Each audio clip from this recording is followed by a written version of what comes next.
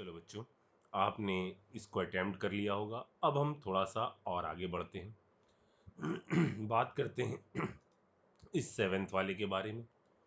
ठीक है, इसके बारे में बात करते हैं। कॉपर कौन सी ऑक्सीडेशन स्टेट में है?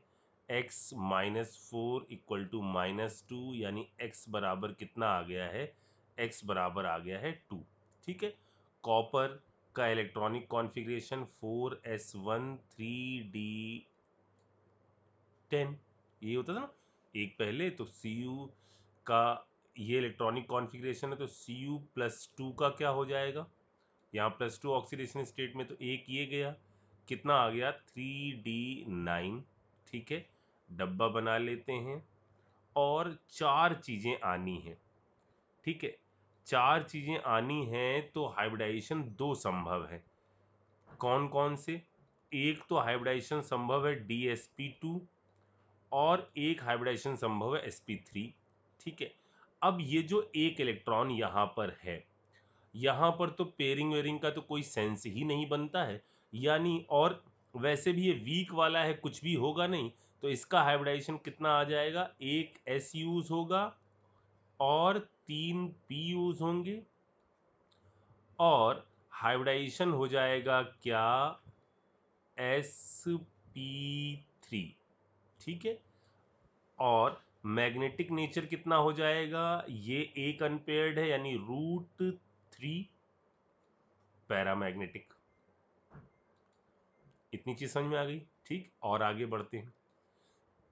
सर यहाँ पर एक से ज्यादा लीगेंड आ गए, तो हम क्या करेंगे?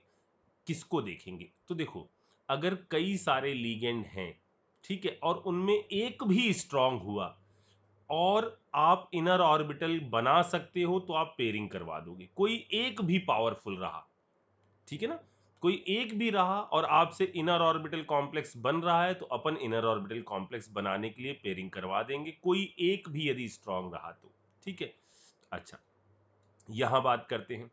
अच्छा, मैं इसमें आगे बढ़ने से पहले, एट्थ को करने से पहले, मैं आपको इस सिक्स्थ वाले का स्ट्रक्चर दिखाऊं कि ये कैसा होता है। ठीक है, ये अपने काम आएगा आगे चल के। जैसे मैं आपसे कहूं कि ईएन कैसा है? ईएन हमारा ये है, एथिलीन डाइएमीन, यानी CH2 NH2 और NH2। ठीक है, तो सेंट्रल मेटल क्रोमियम की तरफ किस तरह से ये आपका अप्रोच कर रहा होगा? तो जरा देखो, ऑक्टाहेड्रल बनना है, क्योंकि 6 चीजें आ रही, एक में 2 डोनर हैं, 3 है, तो 6 चीजें आ रही हैं। ठीक है, ऐसे। अब इन 6 चीजों को देखो कैसे लगाना है आपको। एक टर्मिनल यहां रखना है आपको, NH2। ठीक है, ये रहा कार्बन, ये रहा कार्बन, ये रहा NH2। ऐसे इसने डोनेशन कर दिया। कभी भी इस तरह का चिलेटिंग लिगेंड 180 पर नहीं जाएगा। ये क्या कह रहे हो सर?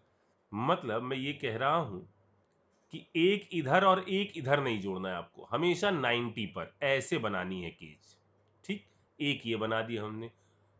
और क्या होगा? जैसे मान लो अगला मैंने जो बनाया वो यहां बना देता हूं, NH2, इधर मैंने कर दिया NH2, एक कार्बन ये हो गया। ठीक है, ऐसे ही NH2, एक कार्बन NH2 ये हो गया। ठीक है, तो इस टाइप का ये स्ट्रक्चर बनेगा।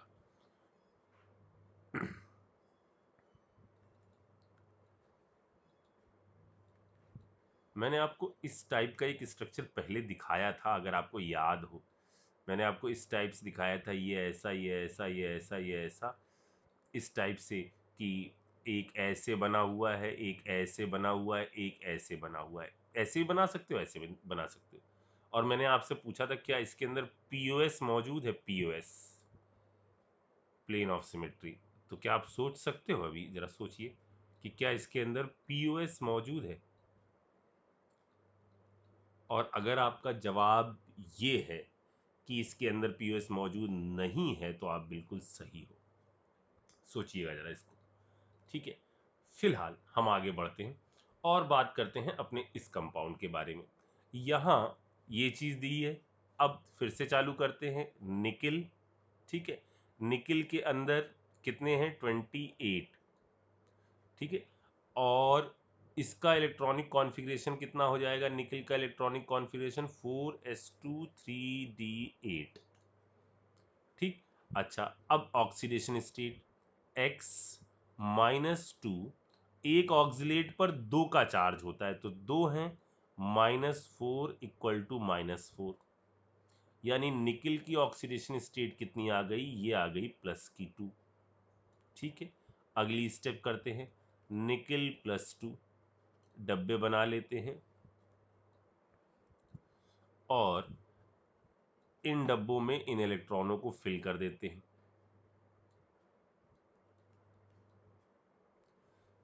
तो यहाँ आ गया 1 2 3 4 5 6 7 8, ठीक।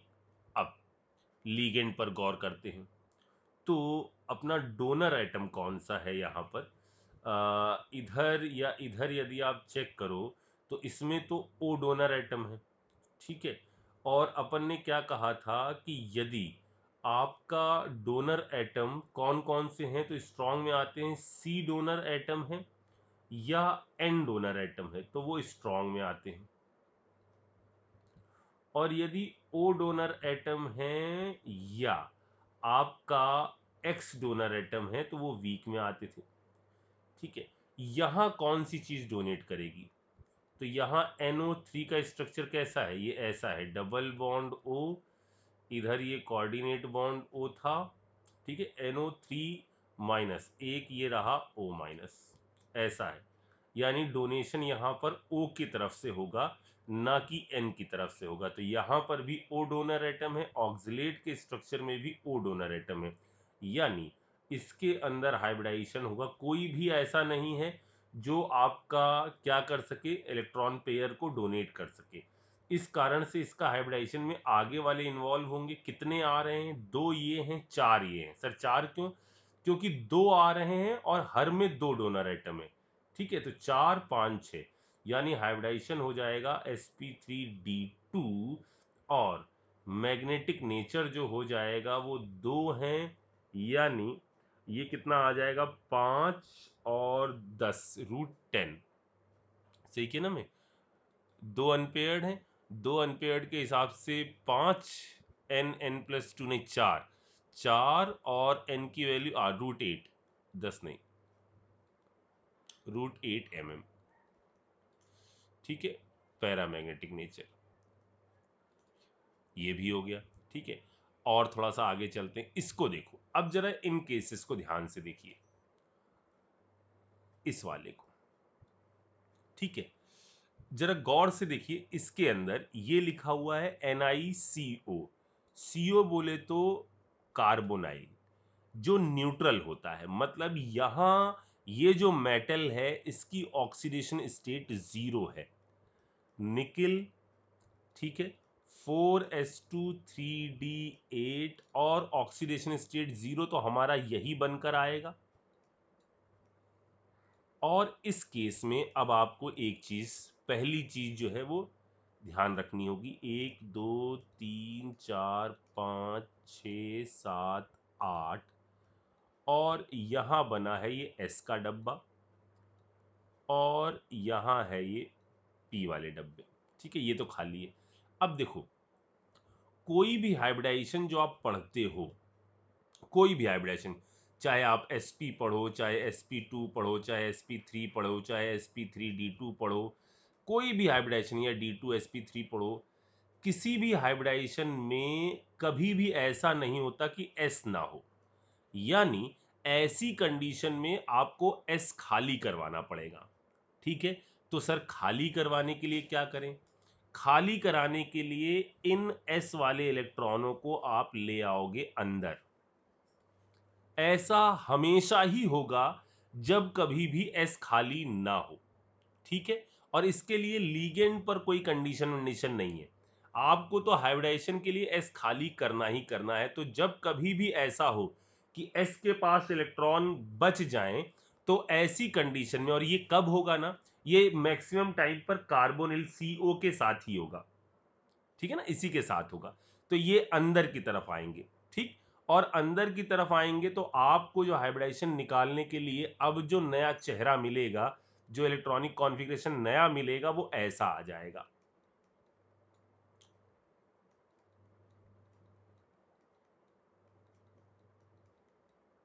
और ये खाली हो जाएगा एस वाला, इधर खाली है पी।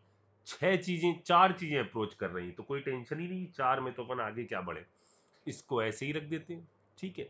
यानी यहां पर हाइब्रिडाइजेशन हो जाएगा कितना, S P three, M M कितना हो जाएगा 0, S P three, M M कितना हो गया 0 डायमैग्नेटिक।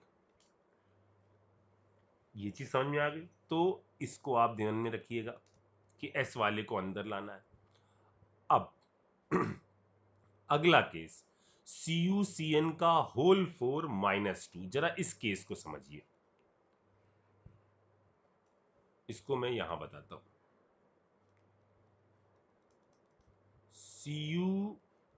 CuCN का होल 4 -2, ठीक। अब जरा देखो, फिर से वैसे ही सोचते हैं, कॉपर 4s1 3d10, ठीक। Oxidation state x-4 equal to -2। ये बार बार क्यों कर रहे हैं, क्योंकि कल कुछ बच्चे मुझसे बार बार पूछ रहे थे सर ऑक्सीडेशन स्टेट कैसे लिख रहे हो, इसीलिए मैं यहाँ बोलता चल रहा हूँ। तो कॉपर कितने में आ गया है, कॉपर आया है +2 में, तो Cu+2 कितना हो गया, ये आ गया। तो यहाँ पर आ गया 3d9, बना लेते हैं 3d9 को।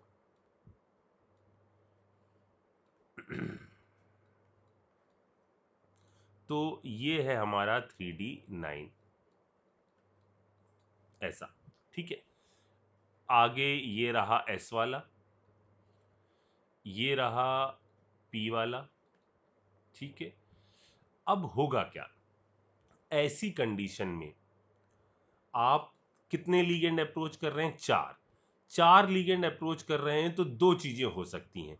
या तो हाइब्रिडाइजेशन कैसा हो सकता है, या तो हाइब्रिडाइजेशन sp3 हो सकता है, या dsp2 हो सकता है। अब जरा सुनो बच्चों, आपको इस जगह पर इस वाले इलेक्ट्रॉन को हाइब्रिडाइजेशन से पहले क्या करना है, इस वाले इलेक्ट्रॉन को जंप कराना है हायर ऑर्बिटल में,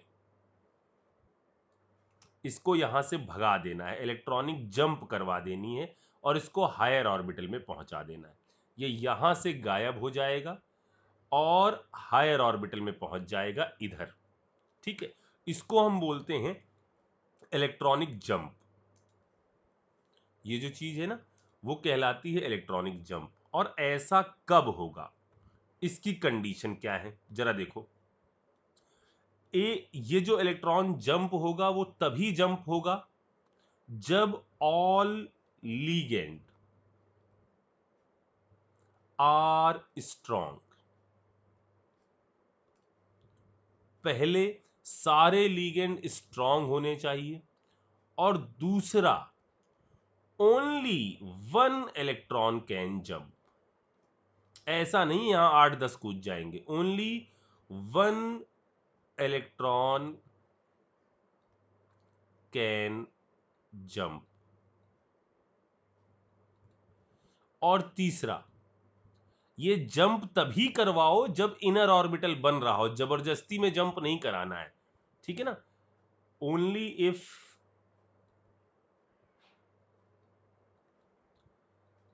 इनर ऑर्बिटल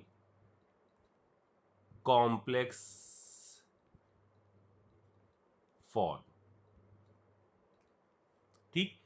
एक ही इलेक्ट्रॉन जंप होगा, ठीक है, तभी जंप होगा जब सबके सब लीगेंड स्ट्रांग होंगे, ठीक।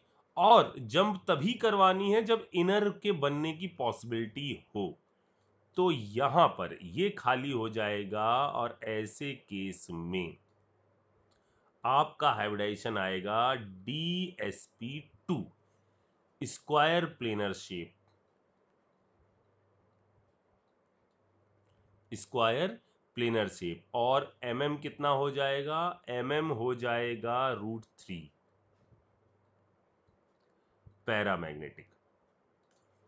ये एक इलेक्ट्रॉन जो बाहरी ऑर्बिटल में है ना, इजीली किसी दूसरे को दिया जा सकता है, तो ऐसे कॉम्प्लेक्स बिहेव कर सकते हैं एक रिड्यूसिंग एजेंट की तरह।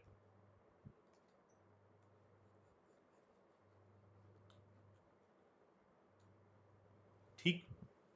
तो यहां आपने कहानियों में क्या चीज सीखी? आपने ये सीखा कि एक तो ये चीज सीखी कि एस यदि खाली नहीं है तो एस के इलेक्ट्रॉन को अंदर ले आएंगे हाइब्रिडाइजेशन से पहले। दूसरा, अगर सारे लीगेंड्स स्ट्रांग होते हैं और इनर ऑर्बिटल बन सकता है एक इलेक्ट्रॉन को जंप कराकर, तो हम एक इलेक्ट्रॉन को जंप करा देंगे। आ रही बात समझ में? अच्छा, अब मैं आगे आपको और प्रैक्टिस कराऊं उससे पहले मैं यहां पर एक्सेप्शन के बारे में बात कर लेता हूं कि जो एक्सेप्शन आएंगे, क्योंकि ये दिमाग में रहेगा ना तो फिर गलतियां नहीं होंगी। ठीक है, यहां मैं नोट करके इसको लिख देता हूं।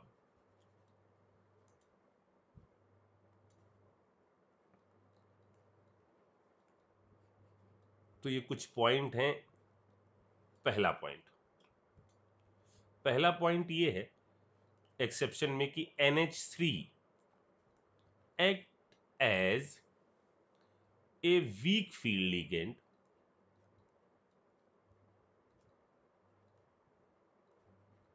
फॉर NH3 होता कैसा है? स्ट्रॉन्ग, लेकिन कुछ आयन के लिए ये आपका वीक फील्ड लिगेंड की तरह बिहेव करता है, और वो आयन है फिकरमन को।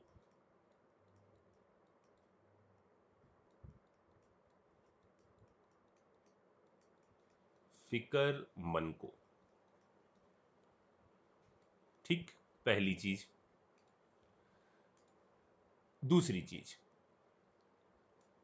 दूसरी चीज है कि ओ डोनर,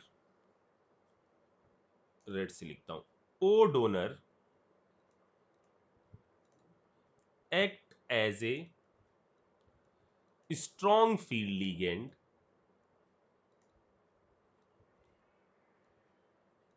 फॉर these कोबाल्ट +3 और कॉपर+2।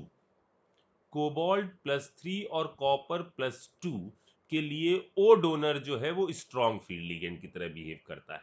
दूसरा नोट का पॉइंट। ठीक है। तीसरा, बस ये चीज बच्चों ध्यान रख लेना, कोई सवाल गड़बड़ नहीं होगा। तीसरा, यदि हम ऐसा मेटल लें जिस पर +4 का चार्ज है, ठीक है, या आपकी मेटल बिलोंग करती हो 4D सीरीज में या 5D सीरीज में, इनके जवाब जो है ना ये आपको क्रिस्टल फील्ड स्प्लिटिंग थ्योरी में मिलेंगे। ठीक है, तो M+4 है, या आपका सेंट्रल मेटल एटम 4D का है या 5D का है, तो ऐसे केस में आपके बनेंगे inner orbital complex. Inner orbital complex, ये रहा तीसरा पॉइंट। चौथा पॉइंट, फोर्थ पॉइंट है, दो मॉलिक्यूल देखिए, NiCl2 PPH3 का होल ट्वाइस ये, और NiCl2 PMe3 का होल ट्वाइस। एक में PPH है, एक में PMe है। पीएच जो है एक बड़ा मॉलिक्यूल है, एमी इसकी तुलना में छोटा, यहाँ 6 कार्बन है। ठीक है, तो होता क्या है, यहां क्राउडिंग कैसी है? ज्यादा, मोर क्राउडिंग। यहां क्राउडिंग कैसी है? लेस। ठीक है, ज्यादा क्राउडिंग जहां पर है वहां पर लिगेंड्स ऐसे अरेंज होते हैं कि इनका बॉन्ड एंगल ज्यादा हो जाए। दो हाइब्रिडाइजेशन संभव है, या तो sp3 या dsp2। sp3 यानी tetrahedral shape, bond angle 109 degree 28 minute का। DSP2 यानी स्क्वायर प्लेनर शेप, मतलब बॉन्ड एंगल कितने का, 90 का। तो जो ज्यादा क्राउडेड होता है, इन दोनों को क्राउडिंग से एक्सप्लेन किया जाता है, जो ज्यादा क्राउडेड होता है उनमें लीगेंड्स अपने आप को दूर दूर रखते हैं 109 डिग्री 28 मिनट पर, ताकि रिपल्शन कम लगे। इनका हाइब्रिडाइजेशन sp3 होता है। और जहां पर क्राउडिंग उतनी ज्यादा नहीं होती है, यहां पर हाइब्रिडाइजेशन DSP2 होता है। ठीक, ये था चौथा पॉइंट। और एक्सेप्शन का लास्ट पॉइंट, पांचवा लास्ट पॉइंट एक्सेप्शन का है कि यदि मेटल की तरफ 5 लीगेंड अप्रोच करते हैं, ठीक है, तो ऐसी कंडीशन में हाइब्रिडाइजेशन होता है sp3d या DSP3। ठीक है, ये जो D होता है ना यहां पर, ये D आपका होता है दोनों केस में DZ² वाला। और जो कॉम्प्लेक्स बनता है ना, वो TBP शेप का बनता है, यानी ट्राइगोनल बाई पिरामिडल, जैसे आपने पहले पढ़ा हुआ है। ठीक है, लेकिन यदि आपका कॉपर है, बट फॉर कॉपर +2, अगर कॉपर +2 कहीं दिखे जिसकी तरफ 5 लीगेंड अप्रोच कर रहे हैं, तो आपका हाइब्रिडाइजेशन होता है sp3d। और तब D यूज होता है S² और Y² वाला। ये हो सकता है और ये हो सकता है DX²Y² sp3। और ऐसे केस में जो शेप होगा वो होगा स्क्वायर पिरामिडल।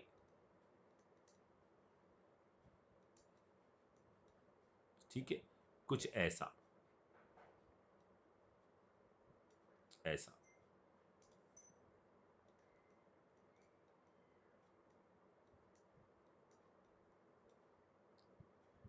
समझे ना, स्क्वायर और एक ऊपर 5 आ रहे हैं ना, तो एक लीगेंड इधर, एक लीगेंड इधर, एक लीगेंड इधर, एक लीगेंड इधर,